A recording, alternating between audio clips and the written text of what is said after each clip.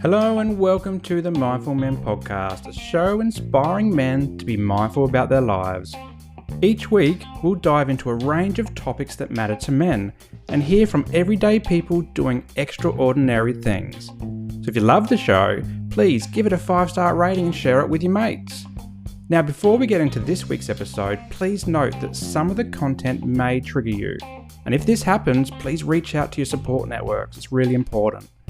If you can't get enough of Mindful Men, head over to our website. It's www.mindful-men.com.au. Find the show notes and the links to our socials there. But for now, sit back, relax, and let's get mindful.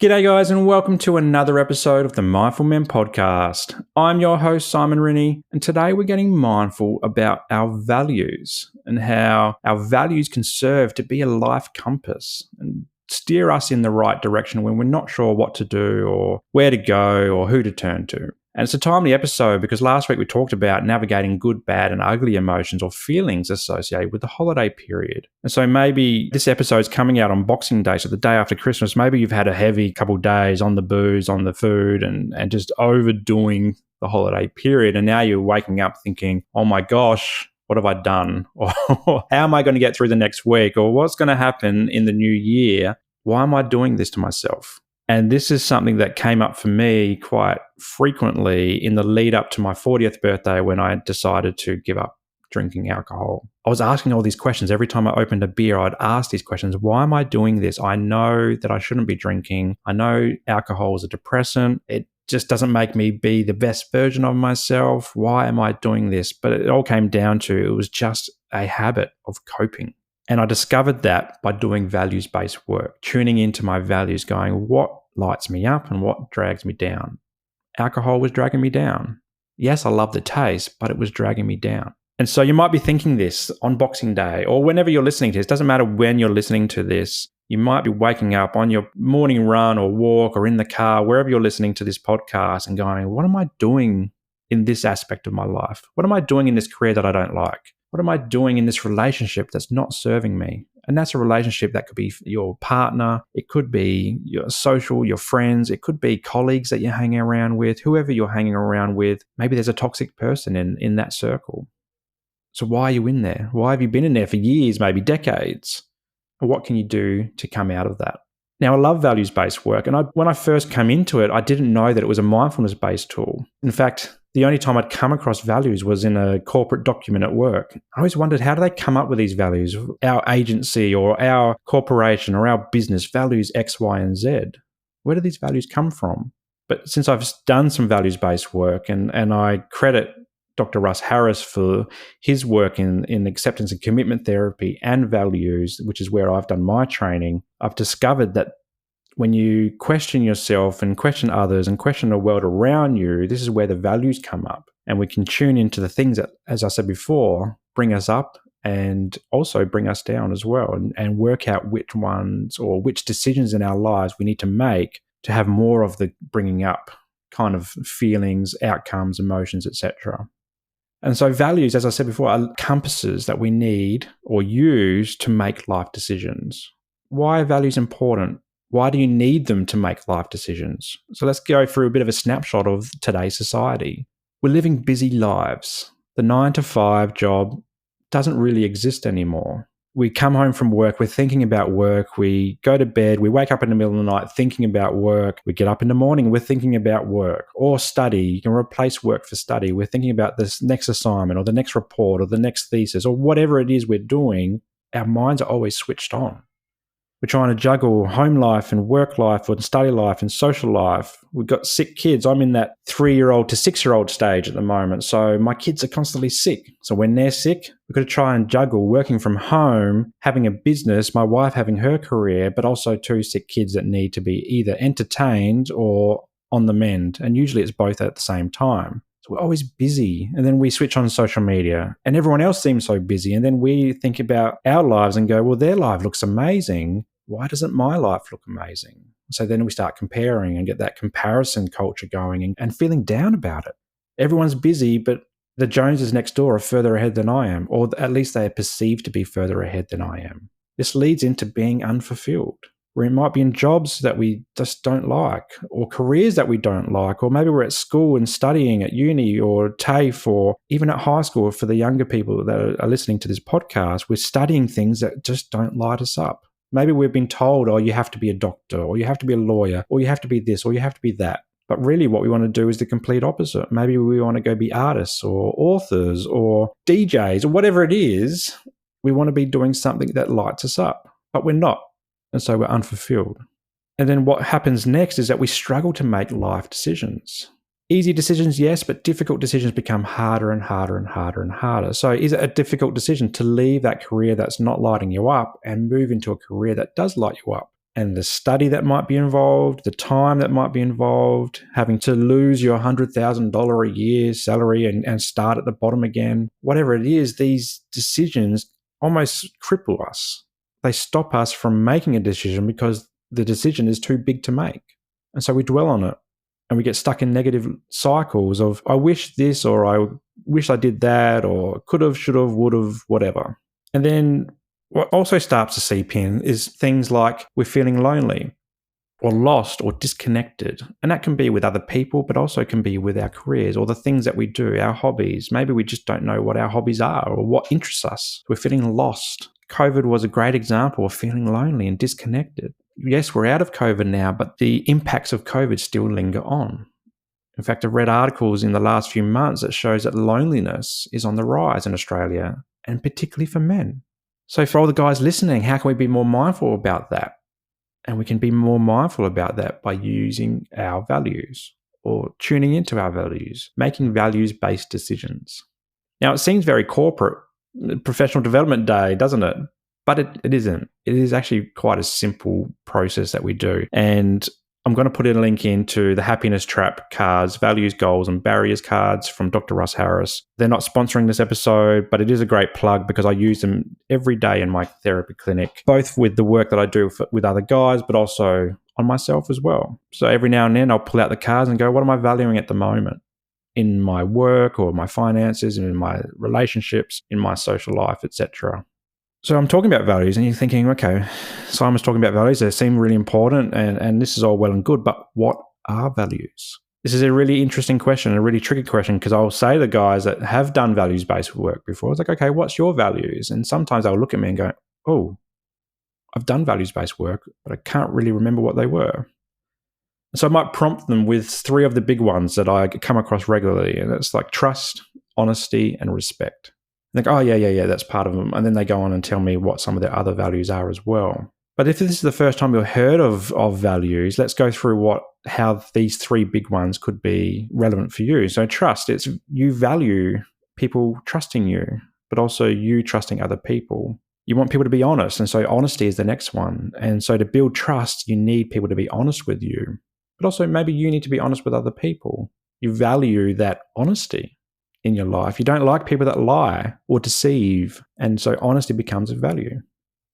And then respect. This builds respect. So once we trust people, once we're honest with them, we're building good relationships with people, we start to develop respect. And sometimes these things are implied initially. So it might be a respect for a therapist when you walk through the door because they're a therapist or whatever. But there's a baseline kind of level that is implied, and you have to build on that from there. Because trust, honesty, and respect can be disregarded very quickly. They can be broken very quickly. We all naturally come into relationships, for example, with a baseline level of these types of values. So kind of trusting a workplace to treat you well, or trusting that a new boss is going to be honest with you. And these are all values of respect. These are all measures of respect as well. But then once someone is dishonest with you, maybe you disrespect, or not disrespect them, but maybe you don't have as much respect for them anymore. And this is just an example of 3 of the big ones that often come up in the values-based work that I do. But I actually wanted to share with you today a couple alternative values. And the Happiness Trap values cards that I've got has about 40 odd different values, and which is really cool because it doesn't focus on just these 3 big ones that people might usually go to when they're doing values-based work. So the first one I want to talk about is authenticity. This has been a big one for me in terms of being authentic and genuine and real, to be true to myself.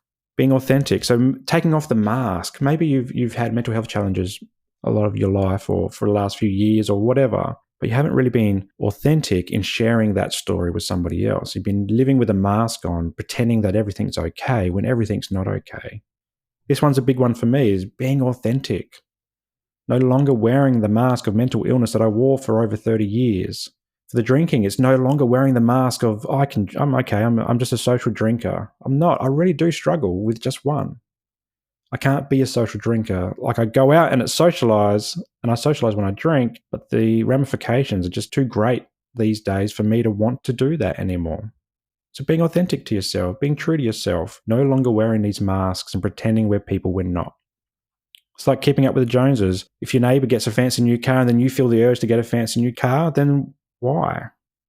Are you being true to yourself, being authentic to yourself, or you just want to keep up with the Joneses? It's the same on your social media. Are people doing things on their social media that you think you should be doing? But if it doesn't align with a value of yours, such as authenticity, then why do it? Do you need to do it? Probably not. You don't need to keep up with the Joneses. So this is what authenticity means to me, and it might mean something different to you. Next one is acceptance. And this one comes up a lot in the work that I do because I work a lot in the disability space. So acceptance, being open and open to the world and its different possibilities. And even though we might dislike something, it's about just letting that go and bringing things in that we do like. I'm on a few different Facebook community groups on the Sunshine Coast, and people will post something and then the keyboard warriors come out and they start putting people down. This is not acceptance. It's just people with bees in their bonnets that can't be bothered doing anything else than bring other people down. But in the disability space that I work in, it's accepting disability, accepting people for who they are and their differences, their different abilities. It's an amazing place to work in the disability space and the mental health space as well. They're often very closely aligned because you see that authentic selves in people when they're sharing their stories in therapy. You see who they really are. And then from there, we can grow. And I use values-based work to help them grow. The next one's freedom. Freedom's been a big one for me. Is for over 10 years, I had this career that didn't really light me up, and I always wanted to start a business, but I never had the opportunity to do. So I made the difficult decision to go back and study as a mature age student and sacrifice a lot of time with my young son at the time and my wife. But what that has allowed me to do is getting the degrees, the knowledge around social work and mental health space and disability space, for example. But it's also given me the freedom to build a business the way I want it to run, to be the boss, to make decisions, to try different things, not get stuck in a company or a career where I'm just told what to do and there's no other way to do things. I'm getting flexible and free with my stuff. And the idea is with freedom, it's not just about your careers, it's also about freedom for expression. When you're living authentically, you're living freely. You're able to share your emotions, your thoughts, your feelings with other people without that fear of what they're going to say because you're living your authentic self. This is freedom. Taking off your mask and showing your true self is freedom. The next one is responsibility. And if you want to be free, you kind of need to take responsibility for what you want to do about it. And so values-based work helps us do this. It helps us tune into what our values are so that we can take steps to create freedom, for example, to create that freedom. If I just sit in this job that I don't like and I suck it up, then that's not being my true authentic self. If I just think, the money's really good, I can't let go of the money, I'm like, well, actually, you can. Money doesn't make the world go round. Maybe you need to revisit your finances, but also there's other jobs out there that you can make the same money. Or maybe work a couple jobs to make that same money.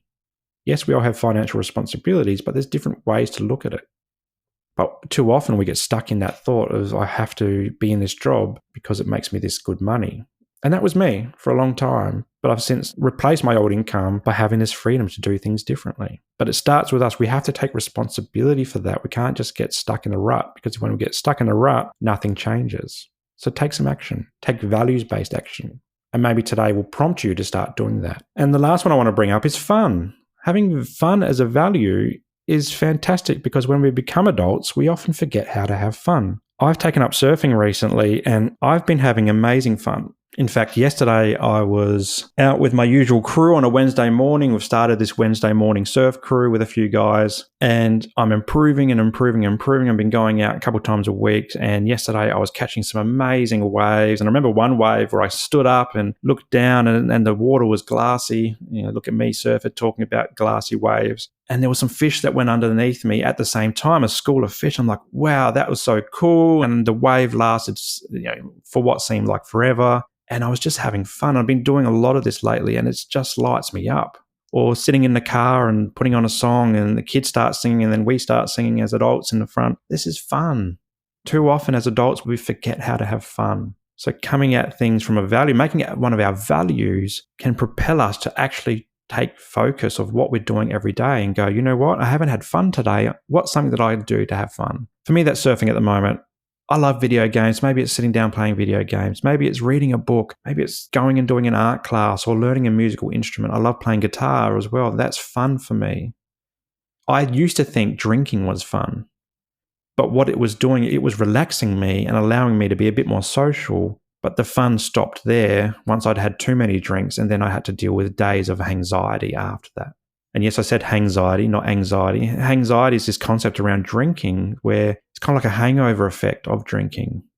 I never got hangovers, but I got anxiety as a result for days on end about what I did, what I said, how many drinks I had, how much money I spent, all this type of stuff played into each other. But now without drinking, for example, I am more happier, I'm less anxious, I'm finding it easier to have fun. And surfing has really helped. So hit me up on the sunny coast if you want to go for a surf, because I'm absolutely loving it at the moment. So these are some different types of values that we can have in our lives that maybe we haven't thought about because we think about things like trust, honesty, and respect.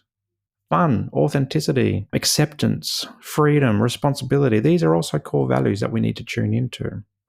Now, the process for discovering your values, it takes a bit of time, and it's worth sitting down with a coach or therapist. Therapists are great in this space. I do a lot of this type of work, and we go through the whole deck of cards and go, okay, what are your core values? And there's different ways to tease out your core values. It can be as simple as going through and using your gut. I always say, use your gut. Look at a card for no more than 20 seconds. Do you align with this kind of value or not really? If you don't really, make a discard pile. If you do, keep it, and we'll keep exploring that. And then eventually you'll go through this several times and dwindle it down to what I think around 4, 5, 6 values are what you want, because you don't want too many because you will forget them. You also don't want too few because you want to have a bit of diversity in your values. And you can do this generally. I do it generally, but you can just focus in on one situation. So you could focus in on your finances or your business or your social circle or a relationship or your career and work out what your unique values are in those different domains, because they might be different.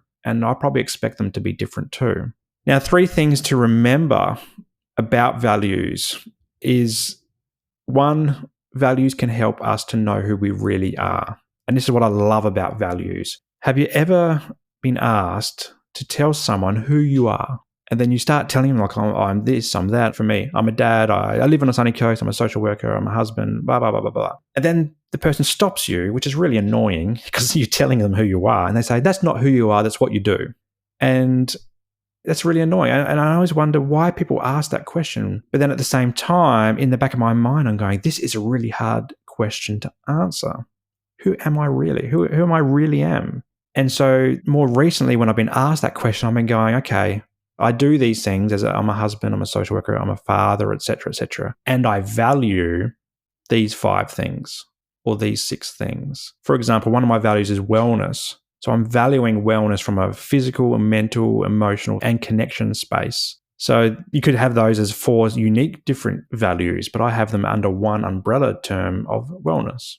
So I value things that keep me well. So I value going to see my GP or my therapist, or taking my medications if I need to. I actually do need to every day. Or I value surfing at the moment. I really do. And to the point where I almost want to go out every day, but I need to focus on work and stuff like that. Can't surf every day yet. That will come in the future. So by knowing these core values of mine, I know what lights me up. And so when I can live by these values, this is who I am. I am someone who isn't anxious, even though I've lived with anxiety for most of my life, for example. Once you know who you really are, you can work out what brings you up, what drags you down, and then focus your energy on the things that bring you up. It's really important. The second thing about values to remember is that it does sound a bit woo-woo, and you might be listening to this going, what is Simon waffling on about? It sounds a bit corporate development. We touched on that before. But values can really help us understand how we work and how others work too. It goes even deeper in terms of what we believe, what we perceive is the right or just things in life as well. They are a compass. So if you're doing maybe a team exercise and your values are X, Y, and Z and somebody's are 1, 2, 3, it's just reflecting on that and recognizing that you each have your own unique set of values. Same in a relationship. You each have your own set of unique values. What's important to you is not necessarily important to somebody else. So once we know who we are and we can kind of understand who other people are, we can have this discussion. You could be at coffee and say, these are my values. What are your core values? Take these relationships and go deeper with them. Creates better connection as well, particularly for guys who just get sick of just the usual, how's work? Oh yeah, it's all right. How's your partner? Oh yeah, it's good. How's the kids? Yeah, they're okay. How's the sport on the weekend? Oh yeah, it was rough. Or our team lost, or our team won. Yeah, woo, whoop, whoop, whatever. Going into your values might bring a deeper connection with guys. And so I'm cultivating new relationships at the moment with guys, and I'm going a bit deeper by using values-based language and listening to what they're saying and seeing if they align. And I'm making some really good friendships at the moment, which is really cool. And thirdly, values are a compass for making those different decisions or difficult decisions or decisions in general. It's on reflecting on situations or reflecting on maybe the last year, because it is the holiday period and you're doing a bit of reflection. It's also reflecting on where we want to go and start to brainstorm or goal set and stuff like that. And so values can help drive that momentum forward. And on that note, it's about tuning into them to live a better life, living the life that you want to live, not the life that you have been living on autopilot.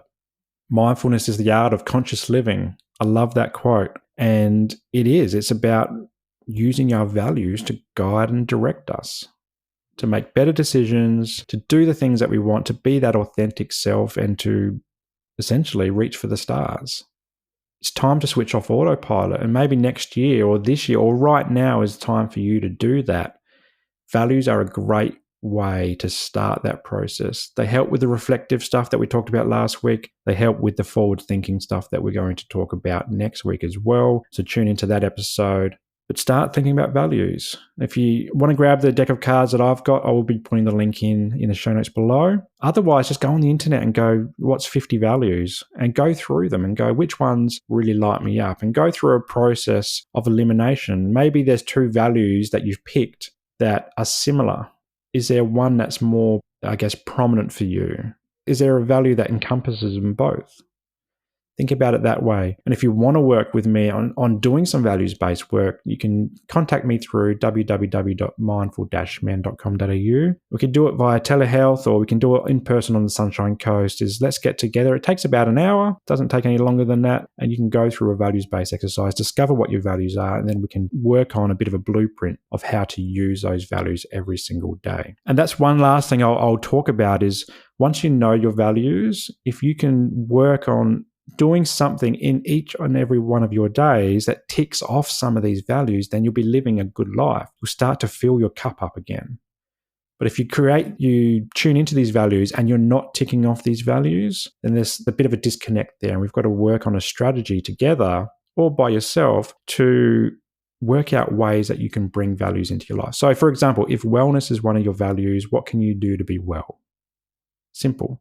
Is it a walk? Is it something you're eating? Changing what you're eating to be more healthier, sleeping better, exercising more, connecting with friends, whatever wellness looks like for you, tick it off. Do something small every day. That's how you use them as your life compass. So I hope you got something out of today about values and how they can be useful to tuning into yourself, but also setting maybe future focus. My name is Simon Rinnie, and until next time, stay mindful.